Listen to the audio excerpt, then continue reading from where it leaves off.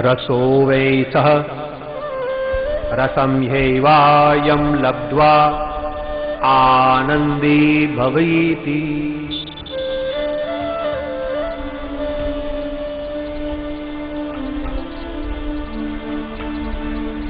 शास्त्र हमको ये बता रहे, उपनिषद की शैली है ये, भगवान को रसरूप कहा और उसको पान करने से आनंदी भवति। सुख नहीं कहा, आनंद का। आनंद की व्याख्या, द डेफिनेशन ऑफ आनंद, वैसे तो पर्यायी शब्द हैं, सुख आनंद। आनंद उसको कहते हैं जिसका न आदि है, न मध्य है और न अंत है। देखो, आप जब गुलाब जामुन खाते हो ना भाई, तो शुरू में बड़ी मजा आती है। एक खाया भाया, 2 खाओगे आनंद आएगा, 3, 4, 5वें 6ठे इतने नहीं भाएगा, 7वें 8वें उब जाएंगे, 9वें 10वें खाओगे उल्टी भी हो सकती है। ये सुख है। बाकी यहां उपनिषद कह रहे हैं कि रसो वै सः रसं ह्यैवा यम लब्ध्वा, रसरूपी ब्रह्म लब्ध्वा, प्राप्ति होने के बाद, अनुभूत करने के बाद आनंदी भवति।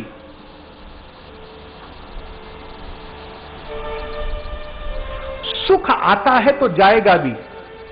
संसार में से जो भी चीज हमको मिलती है वो एक न एक दिन जाएगी। जो रिश्ता तुम जोड़ते हो वो टूटने भी वाला है। कोई भी रिश्ता हो, तुमने जोड़ा है तो वो टूटेगा।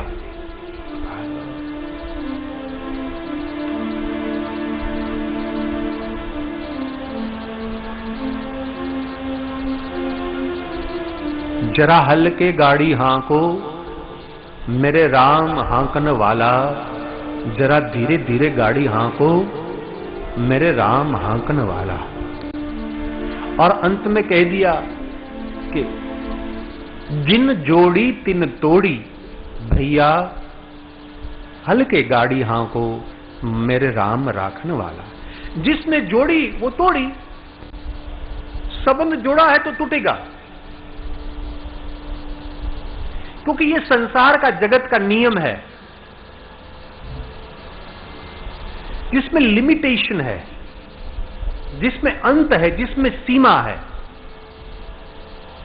वो सीमा तक पहुंच गए, फिर वहां दी एंड हो गया।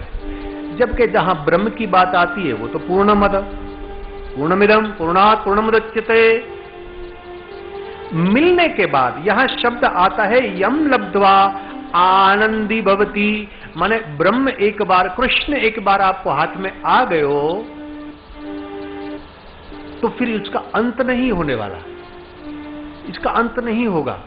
मैं न बोल रहा हूं तो मार्कंडेय पुराण में हमने ये देखा था, जब ऋषि ने परमात्मा की माया का दर्शन करने की भावना प्रकट करी, भगवान ने मना करी थी कि महाराज और भी कुछ मांग लो, मेरी माया का दर्शन करने के लिए मत कहो। बोले नहीं महाराज, सारी जगत को नचाने वाली जो है हमको दर्शन कराओ। तो तुरंत अचानक अंधेरा हो गया और कहीं युगों तक मार्कंडेय ऋषि कटिभाग तक जल में घूमते ही रहे, घूमते ही रहे। ये माया थी। परमात्मा के लिए तो एक क्षण है, बाकी ऋषि के लिए बहुत युग बीत गया।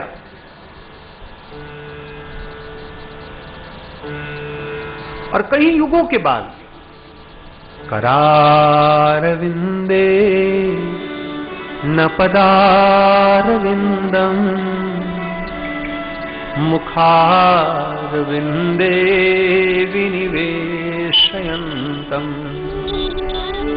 अवटस्य पत्रस्य पुटे शयानम् बालं मुकुन्दं मनसा स्मरामि। वट के पत्ते इतने होते हैं, बहुत ज्यादा नहीं होते। इसी में बाल से कृष्ण अपने अंगूठे चूसते हुए वो दर्शन करवाया। भगवान आपकी लीला आपकी माया को हम समझे नहीं। तो मैंने तो कहा था कि ऋषि मेरी माया का दर्शन करने का न मांग करो। आनंदी भवती, जिसका न आदि है न मध्य है और न अंत है, वो तुम्हें प्राप्त होगी।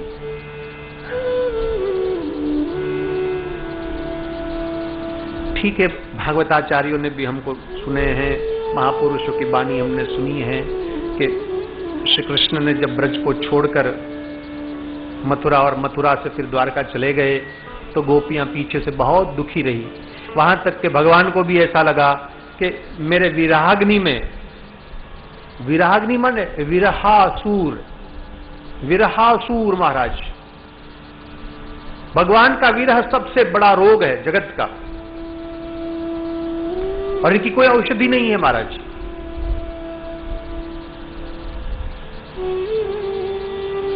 तो महापुरुषों भी हमको कहते हैं, भगवान ने भी उद्धव को कहा कि गोपीनाम मद योगादिन मत संदेशेर विमोचया। हे उद्धव, ये गोपियों का मन मेरे में है और मेरे न होने के कारण से वो बहुत दुखी होगी, तुम जाओ और उनको समझाओ। तो आया था। बाकी जहां तक ब्रह्मण गीत का दर्शन है, उद्धव गीत का जो मैंने कहीं सुनाया भी है, कहीं भी जगह पर गोपी रो रही हो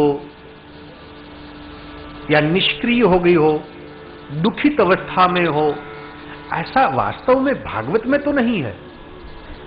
कोई बजनिकों ने लिख दिया हो, कोई व्याख्यान करने वाले, कोई कहानी सुनाने वाले ने बता दिया कि भाई गोपियां जब दुखी, वो दूसरी बात है। गोपियां दुखी नहीं है, हो ही नहीं सकती। क्यों? लब्ध्वा आनंदी भवती, ये तो आनंद में डूबी है।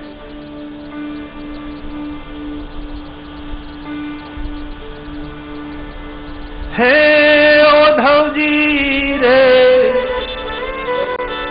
मारा वाला ने हे वढ़ीने के जूझी,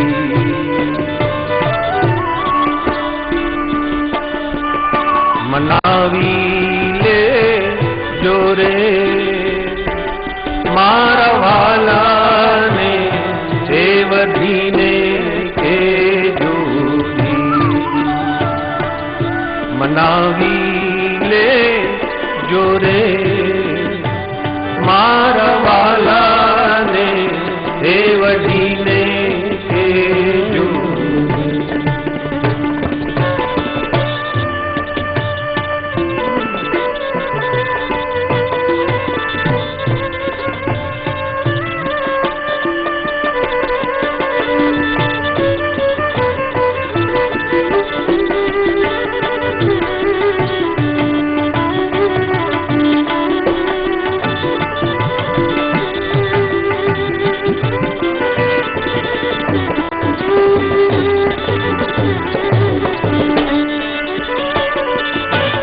मथुराना राजा त्याचो,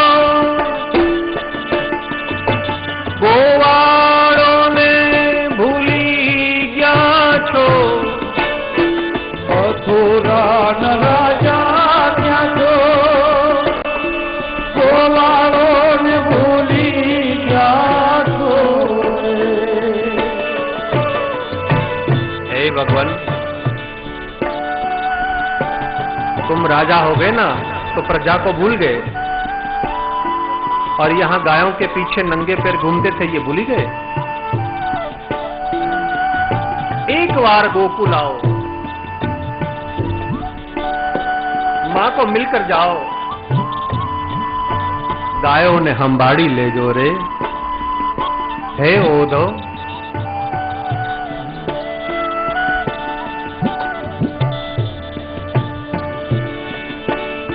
वालानी मर्जी मारे शू, जे मांगे ते आपी देशू। वालानी मर्जी मारे शू, जे मांगे ते आपी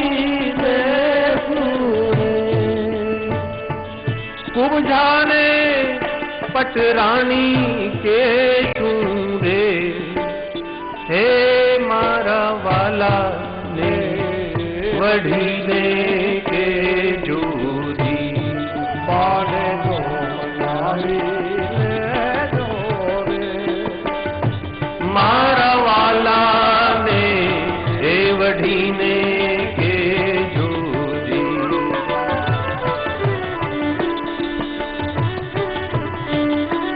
रसो वैसा असंहिवायम लब्ध्वा आनंदी भवति।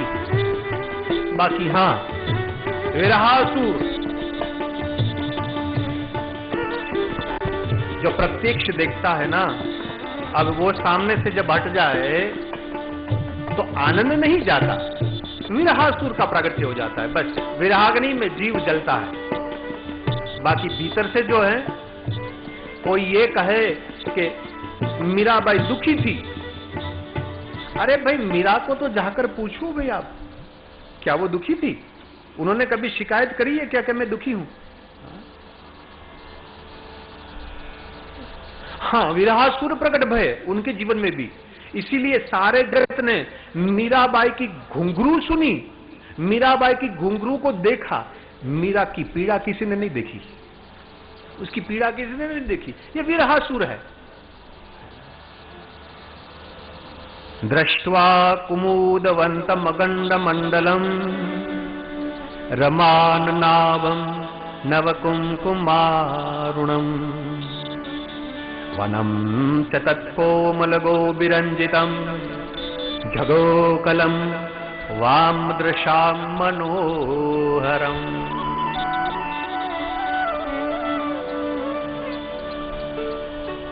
रास पंचाध्याय की ये तृतीय श्लोक जो हैं, वैसे तो रात्रि के समय में जब परमात्मा ने ये संकल्प किया है कि रास रचने का, तो मध्याह्न रात्रि की जो थी समय, मध्यरात्रि, वो कैसे दिखती थी उसका वर्णन है।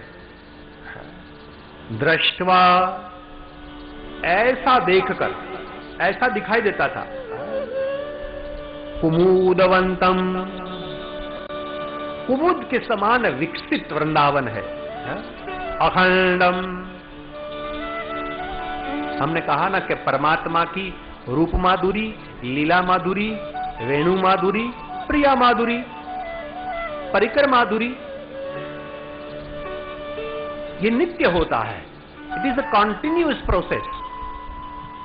ऐसा नहीं कि आज शुरू हुआ कल पूरा हो गया, ये चलता रहता है। अखंडम मंडलम, किसका मंडल था? बोले चंद्रमा का मंडल आकाश में है। आज तो वही आया ना आकाश में। रमान नाभम, लक्ष्मी जी के मुख के आभा समान। रमान नाभम, basically this is poetry. Shrimad Bhagavat जो है ना, वो एक कविता है, और कविता में कविता की कुशलता